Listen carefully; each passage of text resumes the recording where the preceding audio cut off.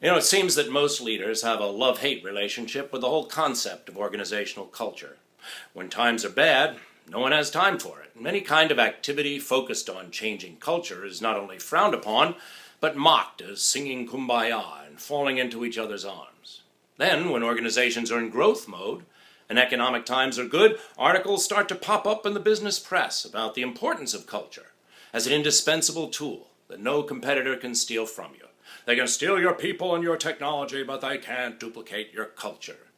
Books about stealing cheese and changing penguins start to outsell books by Peter Drucker, who before he died probably had forgotten more about management than most academics will ever learn.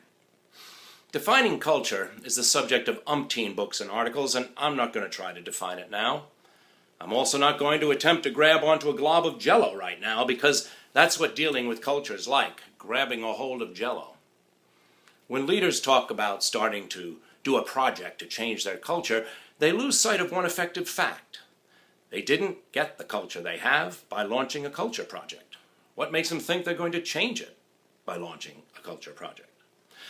Most attempts to change an organization's cultures fail for a number of reasons, including it takes too long, the effort just outlives most leaders' ADD attention spans. There's massive skepticism on the part of managers and the rank and file. It's hard to measure, back to the Jell-O analogy.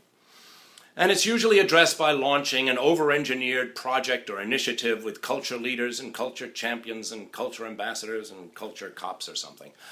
This is why changing culture is so hard. I submit that it's nearly impossible to change your culture. Actually, in my 25 years of helping companies change, I can guarantee you that changing your culture by doing a culture project will not change your culture. But does that mean that organizations can't change their culture? No, they can, but not by changing culture. Who's confused? It's simple, but not easy.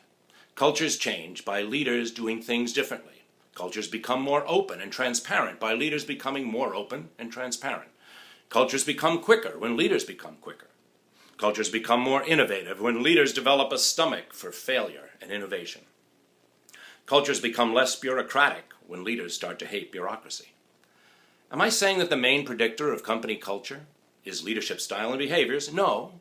There are actually three main predictors of a company culture: the industry the company operates in, the lifestyle of the organization, and the style and behaviors of the leader. But the most controllable and changeable of these three is leadership style and behaviors.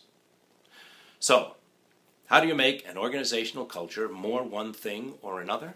First, tie the change to purpose, mission, and strategy.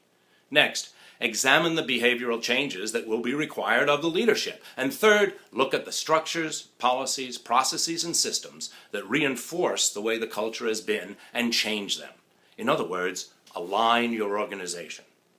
Don't change your culture.